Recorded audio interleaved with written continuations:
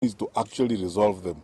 Why do you go to the street? Why don't you call a meeting of that organization? And this is why we are talking about orderly, responsive, and responsible government. Because the leadership is not about mounting platforms on the streets and calling each other names and shouting at each other and so on. Who needs a street conversation on the campaigns of 2022?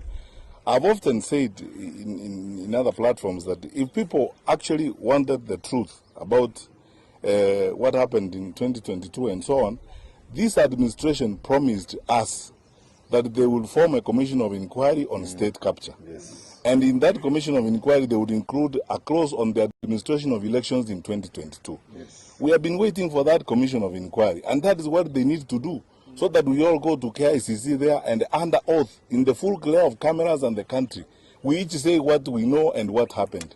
Some of that truth may be very devastating to some people. That is why people would choose this smokescreen confusion of all the time creating stories and all manner of stories. Let the truth be appropriated in an objective manner, not through street talks and so on. Sometimes when people want to hide responsibility, they will come up with all these stories and so on and so forth, so that it boils down to a match of who speaks louder or who shouts louder than the other. Is that really leadership?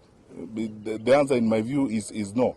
I'm going to ask the Secretary General to talk about the payment of agents and so on, because as you know, that is not something we ought to be discussing about in 2026 as we prepare for elections.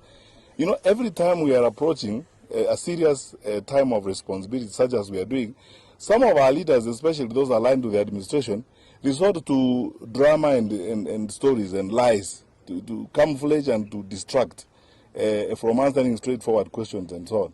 We are preparing for elections as it is. And if anyone has got concerns about those agents who are not paid and so on, should they then address who hired them? And why should it be a national issue? Why should it be a concern for Grace and so on about which agent or as an ordinary citizen or a senior citizen like Kembi Gitura? Why should it be a matter we spend time on every day instead of focusing on the kids who are not in school right now because they have not been placed?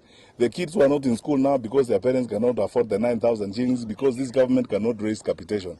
The people who have been suffered as a result of insecurity in the country. The patients who have no food at Kenyatta National Hospital or who have no medicine and so on.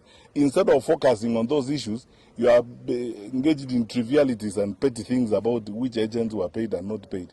4 years after the election, how serious are we?